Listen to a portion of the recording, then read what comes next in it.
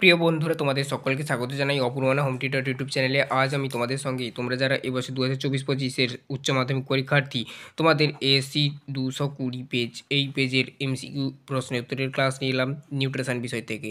তোমরা কলেজ পর্যন্ত আমার চ্যানেলে সমস্ত বিষয়ের ক্লাস পাবে। আমি এবং আমার টিম মেম্বার দ্বারা অবশ্যই চ্যানেলটাকে সাবস্ক্রাইব করে রাখো, বেল আইকন ক্লাব সাথে সেই রাখো। ফার্স্ট প্রশ্ন কী করা রয়েছে দেখো, গ্লাইকোজেনিক নয় এমন একটি পদার্থ হলো, উত্তর হবে সাইট্রেট। পরবর্তী প্রশ্ন দেখো কী বলা রয়েছে, 2 দাগের প্রশ্ন, এক অণু গ্লুকোজের সবার শোষণে মোট উৎপন্ন এটিপি এর সংখ্যা 38টি।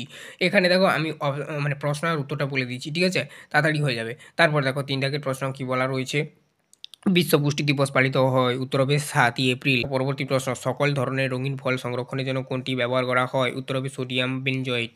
অপশান বি করবে, উত্তর করবে এইটাই। তারপরে দেখো পরবর্তী প্রশ্ন যাব, পরবর্তী প্রশ্ন 5 দাগের প্রশ্ন, চায়ের টাইনি শরীরে যে খাদ্য উৎপাদন শোষণে বাধা দেয় তা হলো লোহা। পরবর্তী প্রশ্ন 6 দাগের প্রশ্ন, ভারতবর্ষে বিশেষ পুষ্টি প্রকল্পের ব্যয়ভার বহন করে, উত্তর হবে মানে সমাজ উন্নয়ন, উত্তর করবে এটাই, অপশান ডি করবে। 7 দাগের প্রশ্ন দেখো কী বলা রয়েছে, হেক্সোজ বা গ্লুকোজে শোষণে সহায়ক খনিজ লবণটি হলো সিএ মানে ক্যালসিয়াম। 8 দাগের প্রশ্ন দেখো, প্রোটিন বিপাকে কোন পদ্ধতি ইউরিয়া সংশ্লেষের পূর্বে সংঘটিত হয়, ট্রান্সমিথাইলেশন।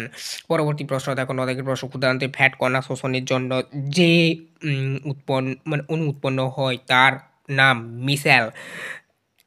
আর কিউ যখন 1, তখন প্রতি লিটার অক্সিজেন থেকে উৎপন্ন শক্তির মান হবে 4.875।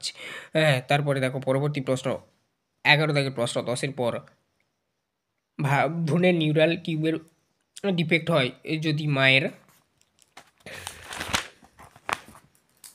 খাদ্যে, তো উত্তর হবে যেটা অপশান ডি করবে, ফলিক অ্যাসিড থাকে। তারপর দেখো পরবর্তী প্রশ্ন 12 দাগের প্রশ্ন, কোলোস্ট্রাম পান করলে শিশুর যকৃতে কোন ভিটামিন সঞ্চিত হয়, উত্তরটা করবে ভিটামিন এ। পরবর্তী প্রশ্ন 13 দাগের প্রশ্ন, শিশুর মলকে কঠিন করে তোলে ক্যালসিয়াম স্যুপ।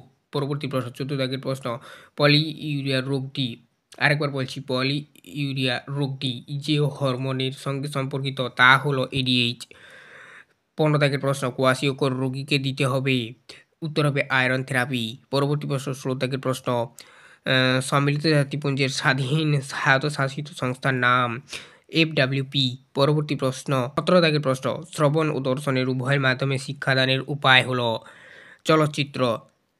তারপর দেখো 18 দাগের প্রশ্ন, NAPPNB এর প্রাপক কারা, 5 থেকে 13 বছর ছেলেমেয়েরা মানে বছরের ছেলেমেয়েরা, অপশান বি করবে।